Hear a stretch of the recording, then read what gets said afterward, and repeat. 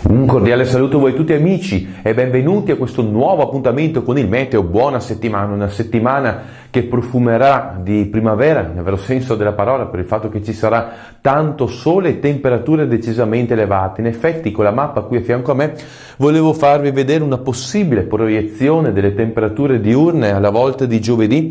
Potete notare dei colori accesi sulla pianura padana, che va a significare temperature che potranno raggiungere 25-26 gradi, localmente anche 27 gradi, e anche appunto sulle nostre aree pianeggianti del Veneto, specialmente quelle centro-meridionali, le temperature saranno decisamente elevate. Questo grazie ad una figura di alta pressione che ci terrà compagnia con buona probabilità fino appunto a giovedì compreso. Qualche possibile tentennamento potrebbe manifestarsi tra venerdì pomeriggio e la notte, a cavallo tra venerdì e sabato, per la discesa di una saccatura dal nord Atlantico, anche se è un attimo da capire appunto se effettivamente si verificherà questo possibile cambiamento del tempo oppure se sarà posticipato più avanti. Con ora concluso, ci sentiamo nel prossimo appuntamento.